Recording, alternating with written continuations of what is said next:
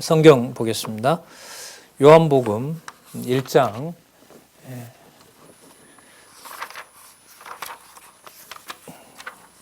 43절 보겠습니다.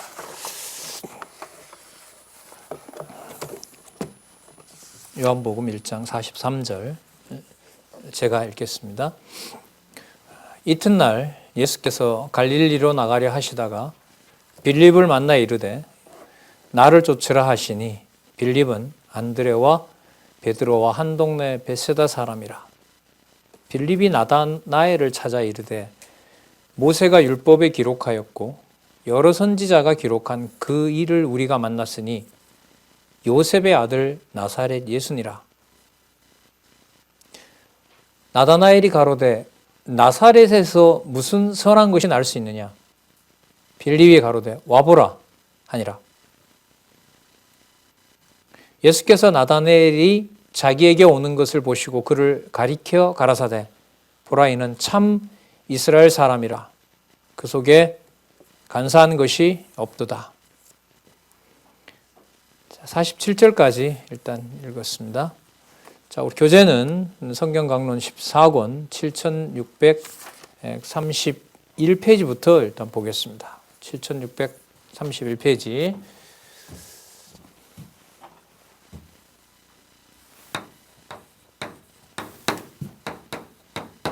14권이에요. 자, 잠시 여기서 볼까요? 자, 지금 구주 자신이 바로 신성이심을 증언함으로써 구주의 신성임을 확증하시는 내용이 나타납니다. 자, 그 확증을 통해서 자, 그 신성은 구약에 언약했고 창세전부터 계셨던 말씀에 의한 확증이라는 사실을 보여주고 있는 거죠.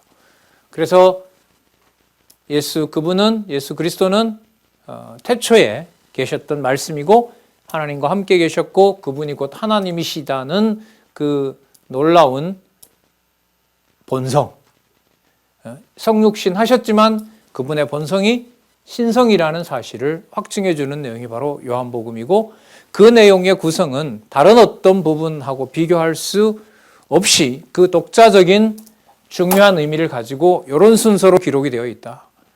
복음을 처음 접하시는 분들도 어쨌든 알든 모르든 성경이 한글로 되어 있고 그 순서를 처음서부터 그 다음 내용에 무엇이 나오는지가 출발입니다.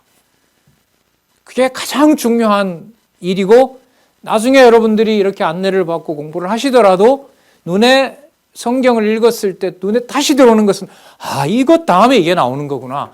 그걸 여러분들이 확증하시면 되는 겁니다. 그래서 이것이 생명의 말씀이구나. 하나님 살아계신 증거구나.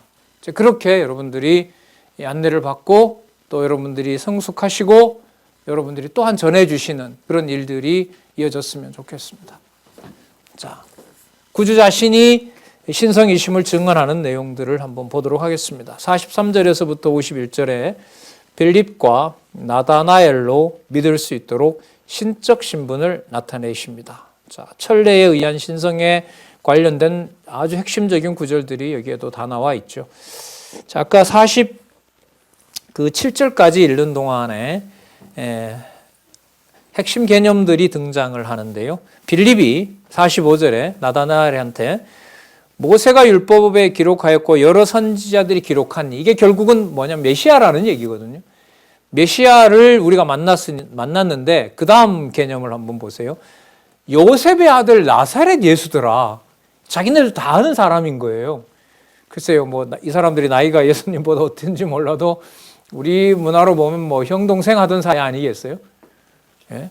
자, 친척들도 있을 수 있고요. 요셉의 아들 나사렛 예수시니라. 그러나 여러분 여기서 요셉의 아들 나사렛 예수라는 개념은 요한복음 1장 1절에서부터 나오던 그 개념이 본질인 것이죠. 그러니까 요셉의 아들 나사렛 예수의 본성이 뭐냐 이거예요. 그게 바로 신성과 관련된 내용으로 가고 있고 그 내용의 중요한 오늘 우리들이 확인할 내용이 바로 구주시라는 거죠. 그 구주는 하나님이자 곧 하나님의 아들 그리스도 메시아에게 함께 사용되는 개념이라는 것을 다시 한번 말씀을 드리면서 본문에 들어가 보도록 하겠습니다. 자, 47절에 보면 참 얘기 흥미로운 내용이 나오죠. 그 빌립이 그렇게 소개를 하니까 나다나엘이 뭐냐 하면 나사렛 예수라고? 야, 나사렛 사람으로는 선한 게 안 나와. 구약에 그렇게 기록이 되어 있어. 아이, 와봐라 그러면은 눈으로 확인해라. 이렇게 이제 상황이 전개되고 있잖아요.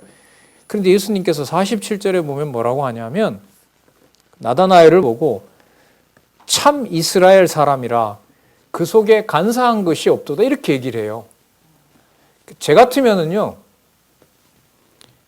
야, 베들레헴에서 내가 출생했다는 것 모르고 그렇게 그런 사실 확인도 안 하고 나를 나사렛 예수라고 그러냐 하면서 아마 핀잔을 줬을 것 같아요. 그런데 예수님이 뭐라고 하세요? 여기서 보면 참 이스라엘 사람이고 그 속에 간사한 것이 없다는 거예요. 그럼 여러분 이 말은 뭐냐면 나다나엘이 나사렛 예수를 하나님의 아들로 믿지 못하는 것하고도 상관이 없는 거예요. 무슨 기준으로 봤을 때 구주의 신성, 하늘에 속한 하나님의 본성으로 나다나엘을 하나님의 택한 백성으로 정해놓았다는 것에 대해서는 나다나엘이 무슨 말을 했는지, 나사렛 예수에 대해서 비하를 했는지 그게 문제가 되지 않는 거예요. 창세전에 하나님의 자녀이면 그에게 그가 무슨 말을 했는지를 초월해서 그에게 하나님의 본성을 가지신 당신이 구주이심을 나다나엘에게 알려줘야 되는 거죠. 자, 그럼 나다나엘이 알려준 개념이 바로 뭐냐면 너 진짜 이스라엘 사람이다. 진짜 하나님의 백성이라는 거 아니겠습니까? 참 이스라엘 사람이라는 말은. 그리고 거기에 평가까지 더해주세요. 그 속에 뭐가 없대요? 간사한 것이 없대요. 무슨 도덕적으로 이 사람이 탁월해서 그랬겠습니까? 거기에다 맞추시면 안 되는 거예요. 나다나엘과 같이 이러면 안 되는 거예요. 다 무너져요. 이렇게 되면. 나다나엘과 같이가 아니에요. 예수 그리스도께서 하나님이시고 그분이 구주의 본성을, 신성을 확증하려고 하시기 때문에 그것을 나다나엘의 말을 초월해서 하나님께서 택정해 놓은 자기 백성인 나다나엘을 참 이스라엘 사람이고 뭐가 없는 자다? 간사함이 없다라고 확정해 주시는 겁니다. 그래서 목적은 예수께서 하늘로부터 오신 분이다라는 것을 여기서 증언하게 하는 것이 목적이라고 보셔야 됩니다. 49절에 당장 나오죠. 뭐 중간에 이런저런 설명을 하질 않고 핵심만 지금 몰아가고 있어요. 지금 기록해 놓고 있어요. 나다나엘이 49절요. 대답하되 랍비여, 선생님, 당신은 뭐라 그래요? 하나님의 아들이시오. 당신은 이스라엘의 임금이로소이다. 자, 그럼 이렇게 정의해 볼까요? 이스라엘의 임금이니까 참 이스라엘 백성이 누구인지를 뭐 할 수 있어요? 골라낼 수 있는 거예요. 이거는 다윗의 아들이 할 수 있는 게 아닙니다. 누구의 아들이기 때문에 가능해요? 하나님의 아들이기 때문에 가능한 거예요.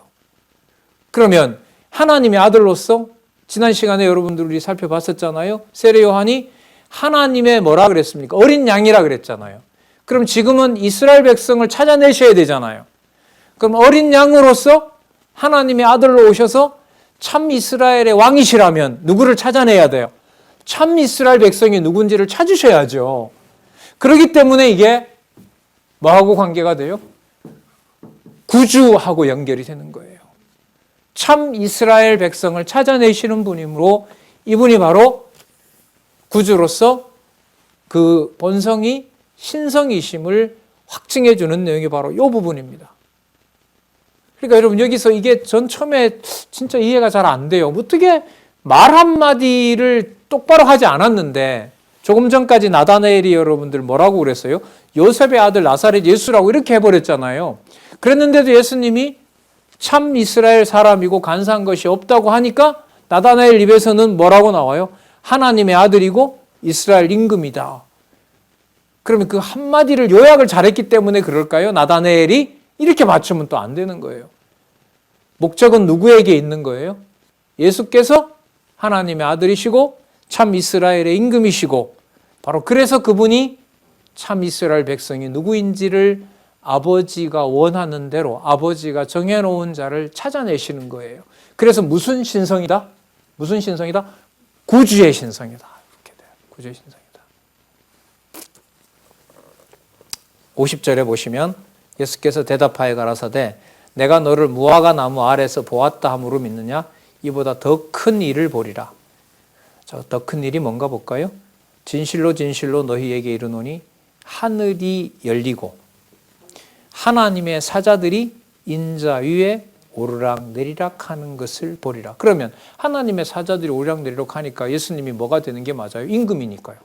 임금의 오른쪽에 뭐가 있는 거예요? 사자들이 있는 거예요.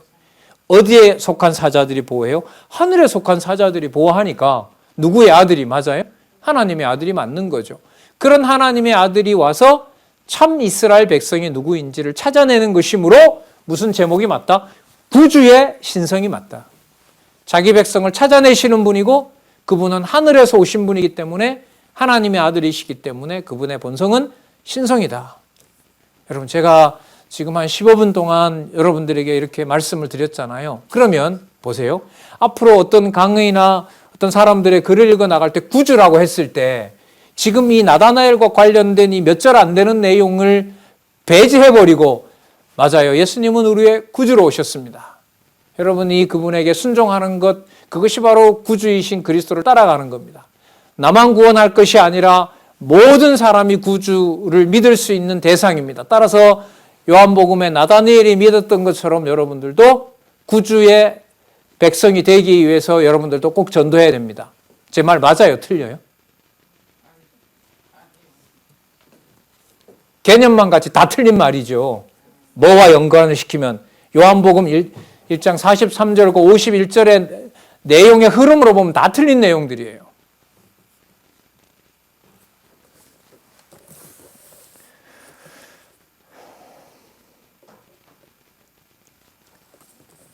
자, 51절 내용도 그러니까 하나님 아들이 맞고 이스라엘의 참 이스라엘의 왕이 되신다는 것을 증거해 주는 말씀으로 인자 이외 하나님의 사자들이 오르락내리락 하는 것을 보게 된다. 여러분 이 모습이 왜 야곱이 도망가면서 봤던 모습인 거죠?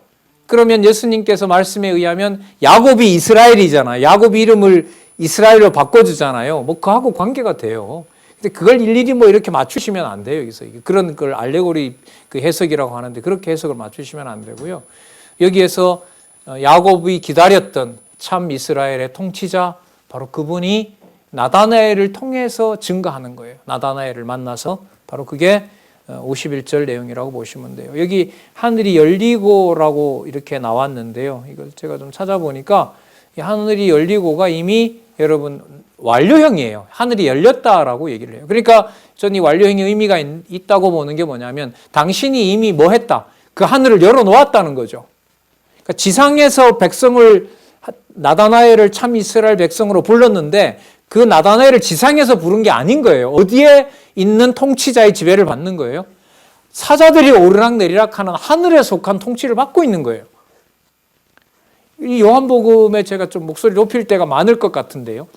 이 17장에 가면 예수님께서 이제 잡히시기 전에 예수님이 기도를 하세요. 17장에 보면 그 기도하는 내용이 100%가 어디에 내용을 얘기를 하냐면 창세전에 하나님이 그리스도 안에 있고 그리스도가 하나님 안에 있고 하나님과 그리스도 안에 제자들이 이미 있었다는 기도를 17장에서 해요.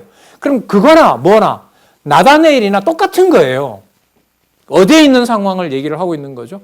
창세전에 이미 확정된 사실을 얘기를 하는 거예요. 하늘이 열려버린 거예요. 그러니까 어디에 와서 이 땅에 오셔서 열어 보여준 거죠. 그리스도께서 열어주시고 그리스도께서 그 세상 개념 많이 나온다고 했죠. 요한복음은 유의하셔서 보셔야 된다고. 어떨 때는 세상을 심판 대상을 얘기를 하고 있지만 세상의 유대인과 유대인이 아닌 자를 창세전 확정된 하나님 자녀로 부르시는 그 과정에 대해서는 그건 세상은 또 우호적으로 그렇게 설명을 하고 있어요. 그 부분을 잘 보시면서 누가복음에서 말씀하셨던 그 사역이 천상 사역이고 천상 사역은 결국 아까 참 이스라엘이라고 나왔잖아요. 모형적인 이스라엘이 아니라 진짜 야곱의 신령한 야곱의 후손 그런 하나님의 자녀 그들에게 맞춰서 자 3대 언약으로 가볼까요? 아담에게 했던 실체적 언약을 이루시는 일을 여기서 지금 확정하고 계신 거예요. 자, 이스라엘 임금 나왔죠? 아담에게 했던 통치 언약 이루시는 거잖아요. 땅, 어디에 속한 땅이에요? 하늘에 속한 땅인 거예요. 제자들 두세 사람이 모여서 진리의 말씀으로 모여 있는 그곳이 바로 하늘에 속한, 천사가 오르락내리락하고 그리스도가 왕 되신 그곳이 바로 두세 사람이 함께하는 그 자리라고 할 수 있습니다. 대면해서만 가능할까요? 비대면도 상관없을까요? 상관없어요. 그게 본질이 아닙니다. 예배를 회복하라? 말씀부터 제대로 가르쳐줘야죠. 있는 그곳이 그리스도가 하늘의 천사들이 오르락내리락하며 그 가정교회를 돌보고 있다는 걸 확신을 시켜줘야지, 대면을 해야 예배가 정상화된다. 성경과 너무 거리가 먼 얘기입니다. 이 교회론에 대해서 봄 학기에 이제 조직신학회에다가 발표를 신청했는데 모르겠어요. 가서 이제 신청자들이 얼마나 되는지 모르겠지만, 대면의 본질은 비대면의 본질이 예배 회복하고 직결되는 문제가 아니다 이러면 또 모르겠어요. 근데 다들 얘기를 해요. 그런데 그 말은 다 하죠. 대면 예배만 예배의 회복이다. 이건 아니죠. 그럼 로마서에 말하는 신령한 예배 생활이, 감옥에 있는 사도 바울은 그럼 무슨 예배 못 드려요? 대면 예배 못 보잖아요. 성도들 보지도 못하면. 그건 불완전한 예배인가요? 말이 안 되는 거잖아요. 그래서 저는 저희들 이 기재협에서 만나지 못하고 가정교회나 양육교회나 또 비대면을 통해서 그 영상으로 공부하시는 그 교회의 그 모습들의 비중이 저는 굉장히 좀 삼엄해요. 왜냐하면 제가 못 만나는데 제가 보지 않았기 때문에 거기는 올바른 교회 모임이 아니다라고 말할 수 있어요, 없어요? 큰일 나죠, 그 말은. 그런데 하나님이 너무너무 엄격하게 잘 키워가시는 거예요. 시간들을 줄일 수 있고 그냥 얼굴 세안만 하면, 어떤 사람은 얼굴 꺼버리고 들었고 공부할 수 있잖아요. 얼마나 좋아요. 화장하는 시간 적어도 우리 권사님들도 30분 정도 보내야 되는 거 아니겠어요? 근데 그냥 화면 끄고 그냥 말씀에만 집중할 수가 있잖아요. 또 보고 싶은 사람들은 대면은 아니지만 그래도 볼 수가 있고요. 여러분, 이렇게 끝나는 하나님의 사자들이 인자 위에 오르락내리락 하는 것을 보리라는 내용 다음에 미리 여러분 얘기를 할까요? 물로 포도주 만드는 사건이 나와요. 가나의 혼인잔치에서. 여러분, 가나의 혼인잔치에서 물로 포도주 만드는 사건 잘 아시죠? 너무나 잘 아시죠? 근데 그 사건이 앞에 천사들이 오르락내리락 한다는 건 솔직히 아셨어요? 모르셨어요? 그게 연결이 돼야 돼요. 그래야 이 본성에 의한 성취, 이게 설명이 된다고요. 예? 저도 신기해요. 어떻게 성경에 이렇게 동떨어져 있는 내용들이 이렇게 연결이 되어 가는지, 연결을 시켜주시는지. 자, 여러분 잘 아시는 내용이니까 한번 볼까요? 2장 1절에서부터 11절. 물로 포도주를 만든 표적으로 신적 신분의 영광을 나타내. 답은 여기 있어요. 그러니까 신적 신분의 영광 이러면 앞부분에 나타났던 천사들이 오르락내리락 하는 거하고 관계 있죠. 그럼 이제 하나는 잡은 거예요. 요약을 읽었지만 물로 포도주를 만든 표적으로 신적 신분의 영광을 나타낸다고 했을 때 앞부분에 신적 영광이 나왔어요. 그러면 이제는 어디에서만 그걸 확인하면 돼요? 물로 포도주를 만드는 사건에서 신적 신분의 영광이 뭔지만 찾아내면 천사들이 하늘로 오르락내리락 하는 것하고 물이 포도주로 만드는 것이 다른 사건이 아니라 하나가 되고 이게 구주의 신성이라는 것으로 연결되는 거예요. 여기서 사는 거예요. 여기서 살아납니다. 이게 연결이 안 되면 못 살아나요. 하늘로 올라가는 사다리가 끊어지는 겁니다. 이걸 연결을 해야 성경에 어떻게 기록되는지 되게 궁금하시죠? 예, 물로 포도주 됐다는 건 100% 다 아셔. 그런데 이 부분이 성경에서는 어떤 낱말로 연결이 되어 있는지는 본문에 가서 확인해 보도록 하겠습니다. 이렇게 알고 있는 내용이니까요. 1절에 보면 사흘 되던 날에 갈릴리 가나에 혼인이 있어 예수의 어머니도 거기 계시고 예수와 그 제자들도 혼인의 청함을 받았더니 포도주가 모자란지라. 예수의 어머니가 예수에게 이르되, 자 여러분 누구의 어머니라고 계속해요? 그럼 여러분 조금 전에 나왔던 하나님의 아들로서 천사들이, 하나님의 사자들이 오르락내리락 좌우편에서 뭐 하는 거예요? 관리하고 이제 보호하고 계신 거잖아요. 다스리고 계신 거잖아요. 그런 예수님의 모습하고요, 마리아라는 여인인 이 여인이 예수의 어머니라는 것하고 이게 맞아요, 안 맞아요? 안 맞아지죠, 이게. 안 맞았죠. 그러면 이 예수의 어머니라는 말을 굳이 이 요한복음에서 쓰는 것은 예수의 어머니가 예수와 나누었던 대화를 통해서, 이건 지상에서 일어난 일이란 말이죠. 그 대화를 통해서 앞부분에 나타났던 하나님의 아들 천사가 오르락내리락 하면서 그를 보호하고 계시고 그 말을 준비하고 있고 그 통치를 받는 하늘에 속한 왕이라는 것, 참 이스라엘의 왕이라는 사실을 증명하기 위해서 여기서는 예수의 어머니라고 하는, 아까 그 나다나엘이 뭐라 그랬습니까? 나사렛에서는 선한 것이 나올 수가 없다. 빌립이 뭐라고 그랬었죠? 나사렛 요셉의 아들 예수라, 이렇게 얘기를 했었죠. 그런데 그 나사렛 요셉의 아들인 그 사람이 바로 누구라는 거죠? 참 이스라엘의 임금이라는 겁니다. 그러면 예수의 어머니라는 이 말이 눈에 보이는 그 예수의 본성이 뭐냐, 이렇게 하기 위해서 눈에 보이는 예수의 어머니 마리아와 예수의 사건을 눈으로 직접 본 거죠. 그럼 한번 보세요. 이거는 지금 우리가 보더라도 뭐 100% 확신할 수 있죠. 예수님하고 예수님의 어머니가 가나 혼인 잔치집에 왔다. 그거는 누구나 다 알 수 있는 거 맞죠? 거기까지만. 근데 그 사건에서 보여주고자 하는 목적은 뭐가 있는지를 성경을 따라가야 되는 거예요. 자, 그럼 보자고요. 자, 4절에 보면 3절에 보면 예수의 어머니인 마리아겠죠? 예수의 어머니가 예수에게 이르되 포도주가 없다 그럽니다. 아니, 포도주가 없으면 잔치에 여기 보면 잔치장이라 부르거든요. 연회장, 연회를 관리하는 장이 있는가 봐요. 연회장에게 얘기해야지 왜 예수님에게 얘기해요? 안 그렇겠습니까? 여러분, 우리 행사집에 갔는데 포도주라든지 술이 떨어졌어요, 예를 들면. 그러면 술을 주관하는 그 사람한테 가야지, 옆에 있는 목사님한테 목사님 술이 떨어졌는데, 목사님한테 술 얘기하니까 좀 그런데요. 다른 거 얘기할게요. 목사님, 그러니까 음료수가 떨어졌으면 그 전체 행사를 진행하는 그 담당자한테 가서 여기에 지금 마실 게 떨어졌습니다, 이렇게 얘기를 해야지. 뭐 비유가 어떨지 몰라도 목사님 마실 게 다 떨어졌는데요, 이러면 뭐 하라는 말, 당신 보고 사오라는, 이것도 말도 안 되고. 그런데 연회장에게 얘기를 하지 않고 왜 마리아가 예수님 보고 포도주가 다 떨어졌다 이런 말을 할까요? 아무 관계가 없는 사람인데, 하객인데. 그럼 이 본문은 뭐가 있는 거예요? 의도가 있는 거예요. 의도를 가지고 이렇게 기록을 하도록 한 거예요. 시작은 어떻게 했어요? 예수의 어머니 마리아가. 하지만 그 예수는 하나님의 아들이고 참 이스라엘의 왕이고 천사가 오르락내리락 하면서 통치를 받고 있는 바로 하늘에 속한 왕인 거예요.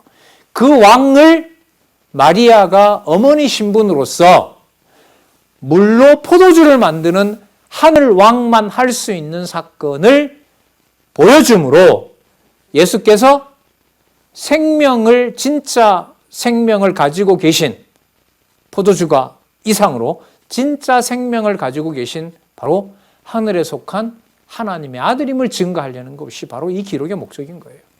그래서 연결이 꼭 돼야 돼요. 천사들이 오르락내리락하고 참 이스라엘의 왕이라는 사건과 가나 혼인잔치에 나타난 사건의 핵심이 무엇인지를 꼭 연결을 해야 이 요한복음은 구주의 신성에 의한 것이 확증이 되는 거예요. 자, 그럼 성경 본문 조금 더 보도록 하겠습니다.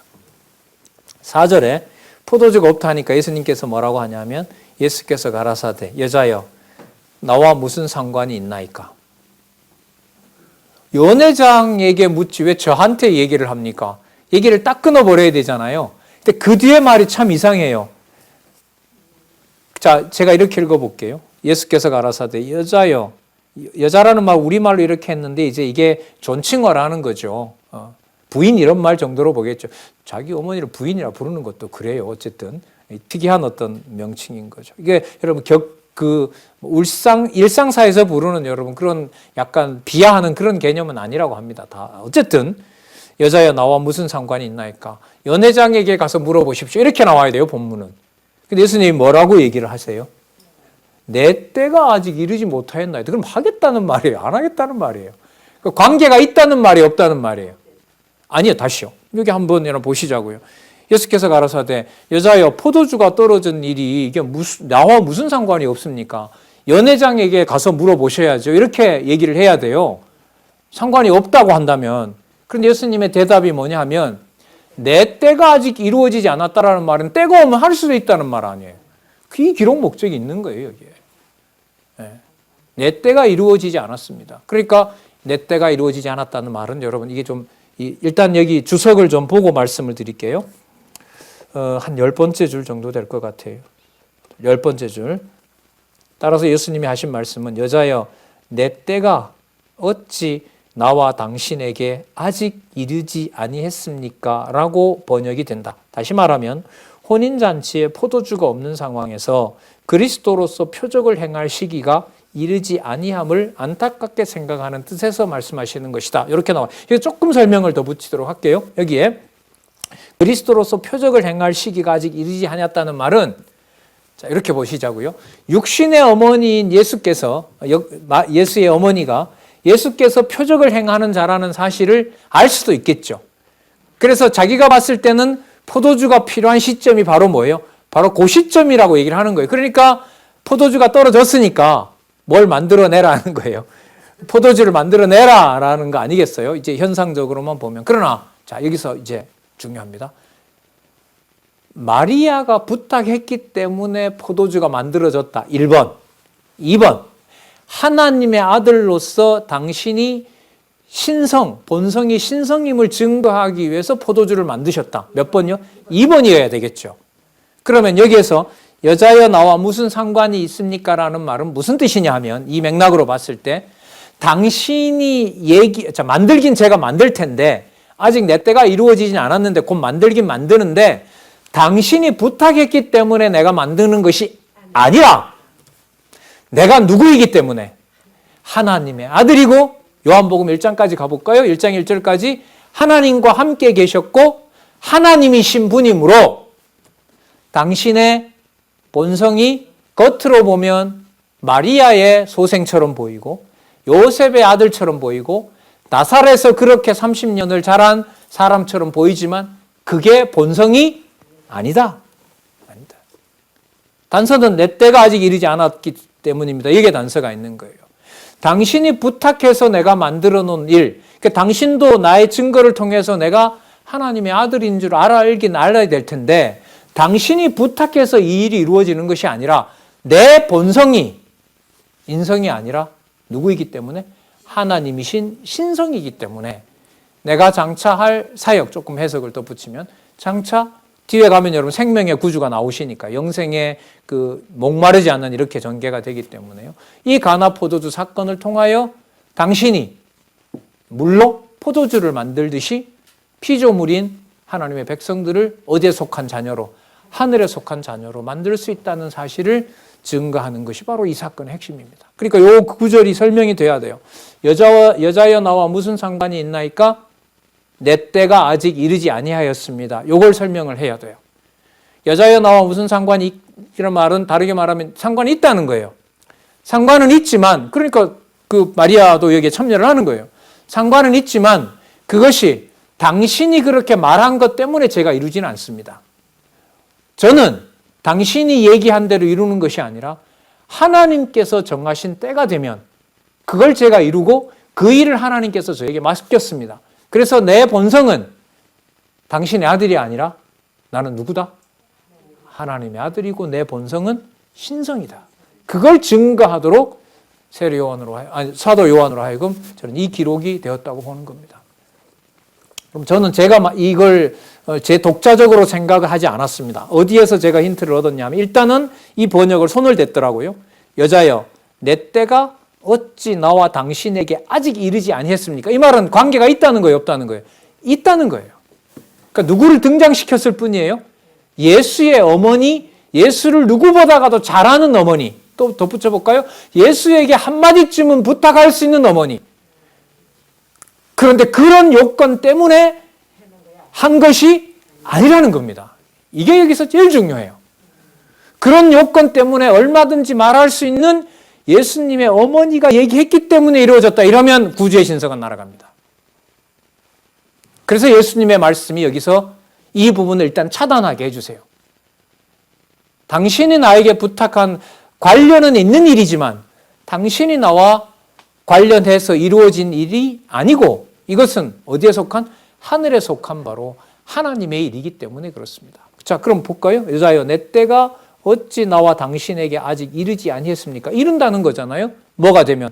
때가 이르게 되면. 자, 다시 말하면 혼인잔치에 포도주가 없는 상황에서 그리스도로서의 표적을 행할 시기가 이르지 아니함을 안타깝게, 누가 안타깝게 여겨요?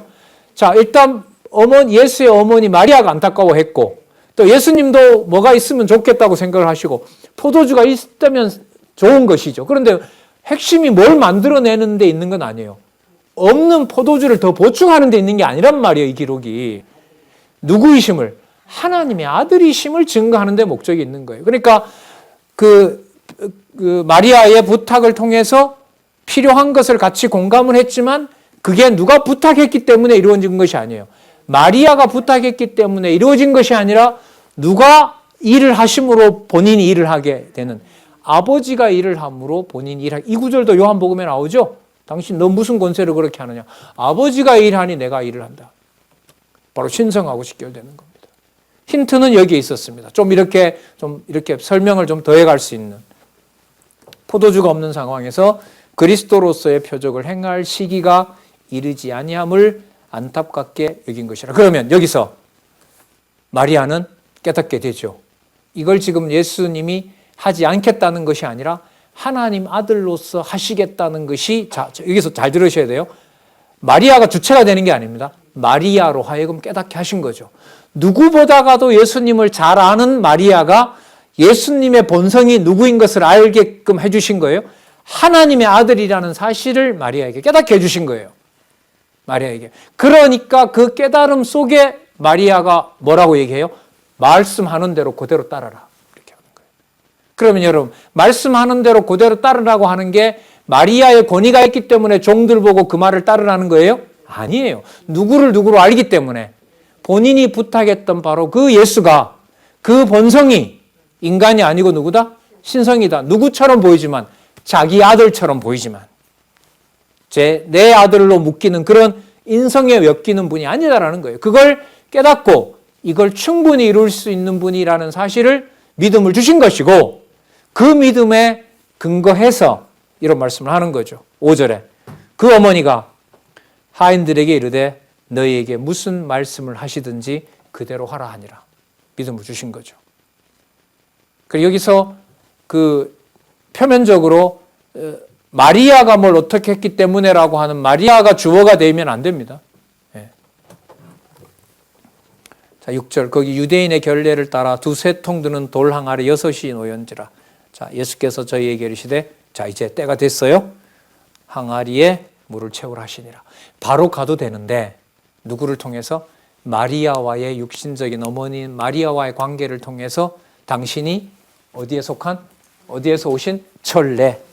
어디에서 오신? 하늘에서 오신. 그리고 세상을 구원하러 오는 어린 양으로서 장차 당신의 모든 몸에 물까지 피까지 다 쏟으셔서 영생의 구주 사역을 하실 분이라는 사실을 먼저 누구에게요? 마리아에게 증거하면서 그 마리아를 통하여 다음과 같은 명령을 따르도록 권하게 하고 그 일을 예수께서 성취해 주시는 내용이 바로 그렇습니다. 그러면 이분이 그야말로 뭐가 맞아요? 천사들이, 하나님의 사자들이 오르락 내리락 하는 이스라엘의 임금이고 누구의 아들? 아까 49절에 나왔죠? 하나님의 아들 이스라엘 왕이라는 사실을. 그리고 그 연회의 그 주체가 임금이 벌여주는 잔치가 되는 거죠. 임금이 벌여주는 잔치가. 자, 그걸 증거하기 위해서 지금 이런 사건들이 여기에 기록되어 있다고 봅니다. 그래서 분명히 같은 의미로 연결이 되고 있다. 8절 이제는 떠서 연회장에게 갖다 주라 하시매 갖다 주었더니 연회장은 물로 된 포도주를 맛보고 어디서 났는지 알지 못하되 물떠온 하인들은 알더라. 알기만 하지 또 이들의 뭐 믿음이 어떻고 저떻고 이런 여기서 핵심이 아닌 거예요. 그 사건을 통해서 마리아를 통해 그리스도가 바로 하늘에 속한 하나님의 아들 신성을 가지신 구주 바로 그분이라는 사실을 증거하는 것이 바로 이 기록의 목적이기 때문에요. 연회장이 신랑을 불러 말하되 사람마다 먼저 좋은 포도주를 내고 취한 후에 낮은 것을 내거든 그대는 지금까지 좋은 포도주를 두었었도다. 어디다가 그렇게 숨겼는지 두었다가 하더라. 자, 11절이 중요합니다. 그래서 다 잔치친 날을 흥겹게 먹고 놀았더라. 이렇게 나오면 좋겠죠. 그럼 성경이 아니죠. 11절 예수께서 이 처음 표적을 갈릴리 가나에서 행하여 그 영광. 무슨 영광요? 마리아의 아들 예수의 영광요? 아닙니다. 그럼 앞부분하고 떨어져요. 참 이스라엘의 왕 되시고 하나님의 아들 되시고 1장 1절까지 갑니다. 태초부터 계신 하나님이시고 하나님의 독생하신 품에 태어나신 하나님이시고 육신이 말씀이 육신이 되어 오신 바로 메시아이심으로 바로 그 영광을 나타내심으로 제자들이 그것을 믿었더라. 이렇게 가야 됩니다. 이 사건이 붙는 사건이에요. 떨어지는 사건이 아니에요.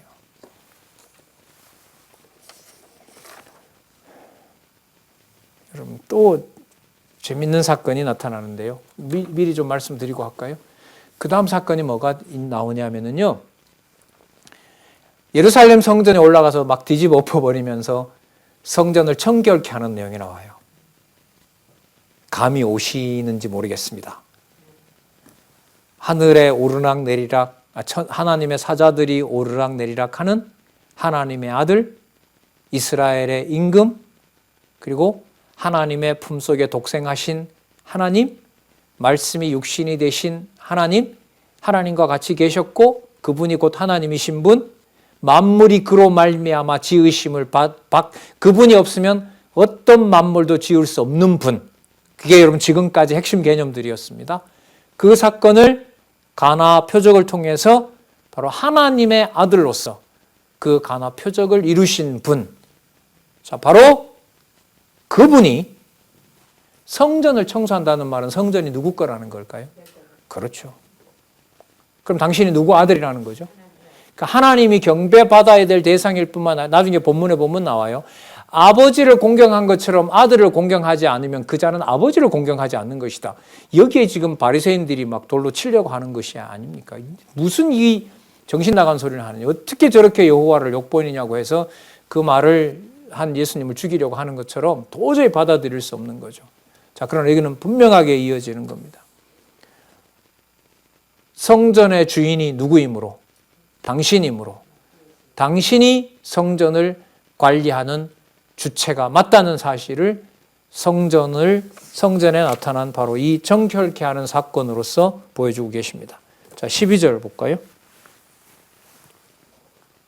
그 후에 예수께서 그 어머니와 형제들과 제자들과 함께 자, 그럼 여러분 여기서 조금 다르게 읽어야 될 것 같아요. 그 후에 마리아의 아들 예수께서 이렇게 읽으면 될까요? 안 될까요? 안 되죠. 그럼 앞부분하고 연결은 안 되잖아요. 자, 가나 혼인잔치를 통해서 하나님의 일을 하는 하나님의 아들 이스라엘의 임금인 이 예수께서 자, 이제는 상황이 바뀝니다. 예수님이 어머니를 모시고 가고 이게 아니에요. 그 왕이신 예수께서 누구를 데리고 어머니와 형제들과 제자들을 다 거느리고 자, 가버나움으로 내려가 거기서 여러 날 계시지 아니하시니라. 자, 유대인의 유월절이 가까운지라 예수께서 예루살렘에 올라가셨더니 성전 안에서 소와 양과 비둘기 파는 사람들과 돈 바꾸는 사람들의 앉은 것을 보시고 거기 가서 오래 머무른 게 아니에요. 이것도 뭐 사소한 것 같지만 오래 머물면 안 되죠. 왜? 당신은 누구 아들이 아니니까. 마리아의 말 듣고 있을 시간이 없어요. 지금 그렇게 하시면 안 돼요. 누구 집으로 가야 돼요? 아버지 집으로 가야죠. 가서 아버지 일을 해야죠. 아버지 집이 지금 죄송합니다. 지금 엉망이 돼버렸는데 거기서 지체할 시간이 어디 있겠습니까? 성전 안에서 소와 양과 비둘기 파는 사람들과 돈 바꾸는 사람들의 앉은 것을 보시고 노끈으로 채찍을 만드사 양이나 소를 다 성전에서 내어 쫓으시고 돈 바꾸는 사람들의 돈을 쏟으시며 상을 엎으시고 비둘기 파는 사람들에게 이르시되 이것을 여기서 가져가라. 자, 여기서 보세요. 내 아버지의 집으로 장사하는 집을 만들지 말라. 장사꾼들이 노는 대로 만들지 말라. 유대인들이 볼 때는 너무나 정상적인 활동이죠. 왜? 외국에서부터 오는데 여러분 어떻게 해서 염소를 끌고 오고 양을 끌고 와요? 돈 가지고 와서 바꾸면 되지. 그리고 성전에다 바치면 아무 문제가 없는 거예요.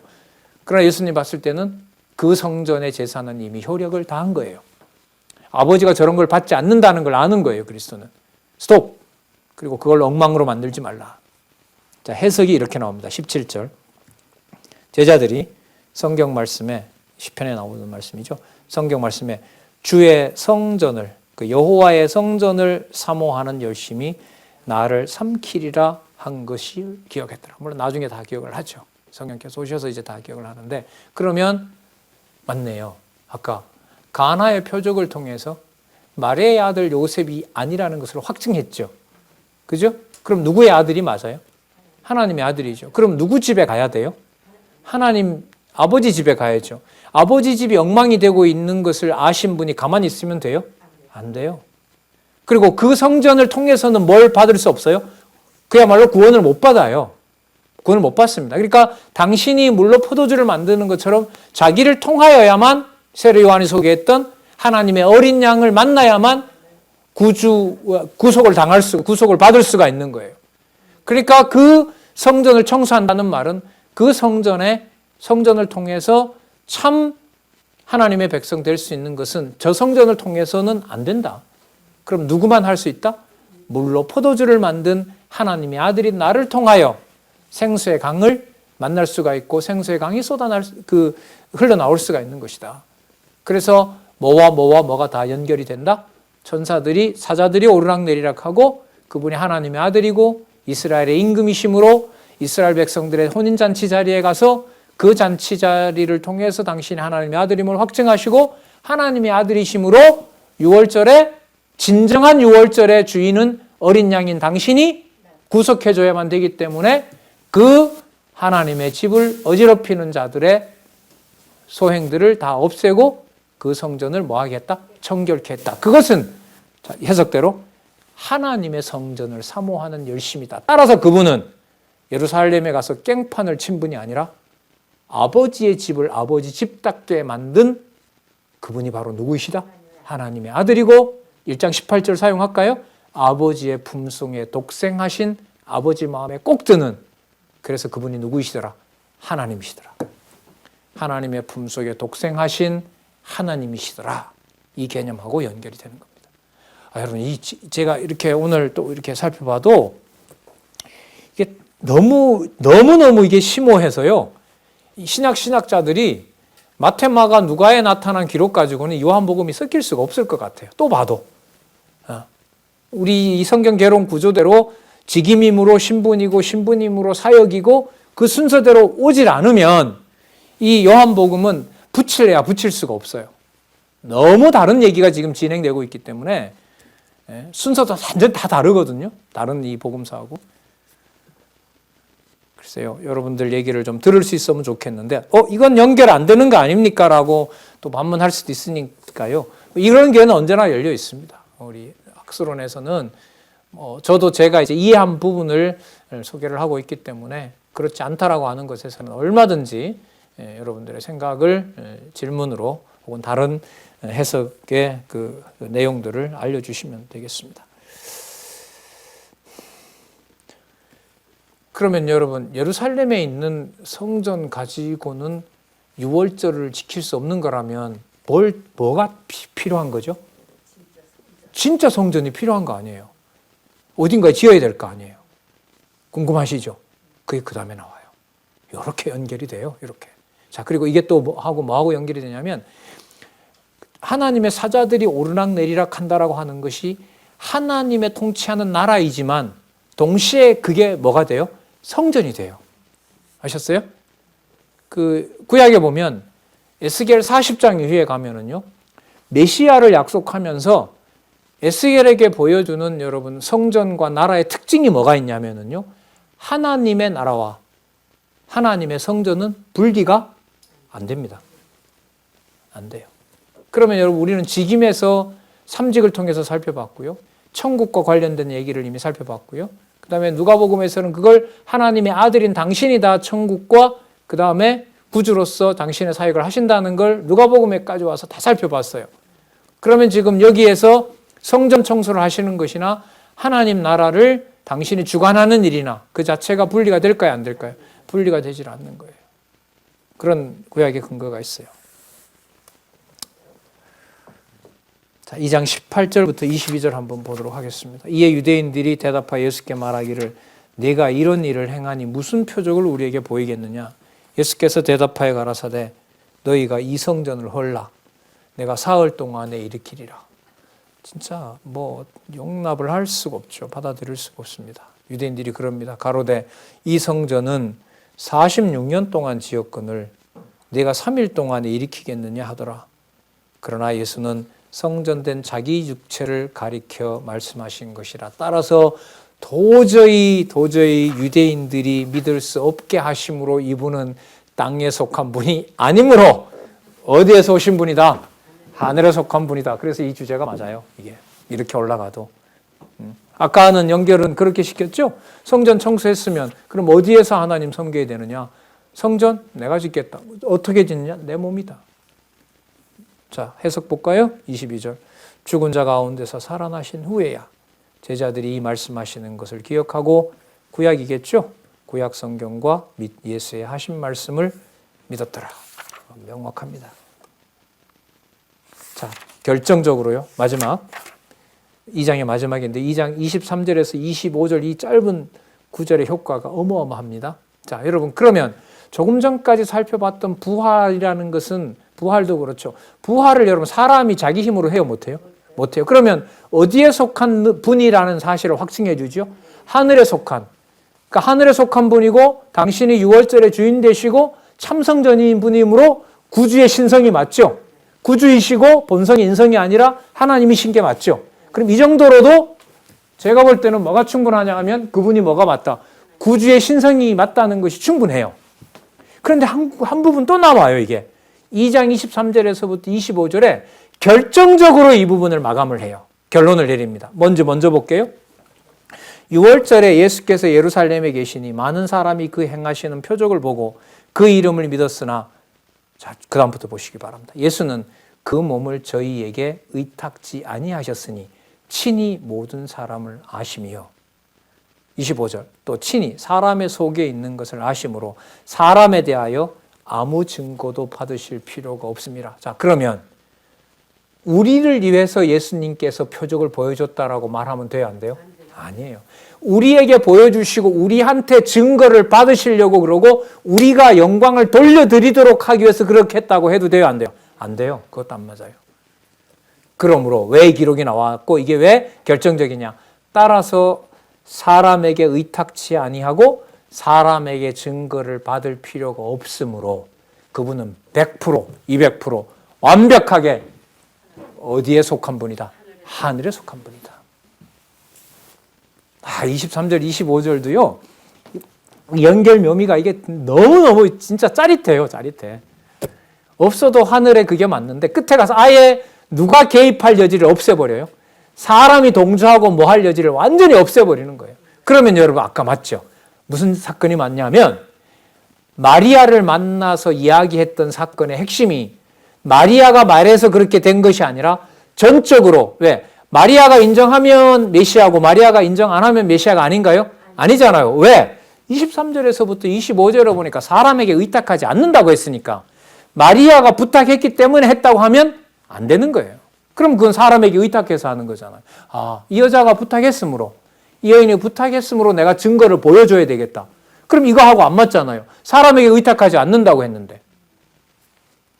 그러니까 아까 그 해석이 조금 미진한 부분도요. 일단은 남겨둘 필요가 있어요. 공부해 가실 때는. 그리고 뒷부분에 가서 이것이 어떻게 마무리가 되는지를 보고 다시 가면 더 명확해져요. 더 명확해졌죠? 어떤 사람의 증거도 어떤 사람의 증명도 이분이 받아야 될 필요가 없으므로 육신을 입고 이 세상에 오신 분이지만 그분의 본성은 신성이다. 아마 여러분 다음 주까지 아마 요한복음을 사도행전 1장 11절까지를 아마 적어도 막 2번 넘게 읽어 오실 것 같아요. 그렇게 기대하고 오늘 여기까지 하도록 하겠습니다. 기도하겠습니다. 하나님 아버지 감사합니다. 진리의 말씀이 너무나 심오하여 두렵고 떨리는 마음을 갖지 않을 수 없습니다. 하나님, 그릇된 길로 진리를 자기 좋을 대로 그렇게 해석하지 않도록 지혜와 명철을 허락해 주시옵소서. 함께 공부하는 많은 국내의 지체들 스스로 진리 말씀 안에 스스로 굳건히 서며 주 예수 그리스도의 통치 아래서 그리스도만 바라보며 살아갈 수 있도록 인도해 주시옵소서. 예수님의 이름으로 기도드렸습니다. 아멘.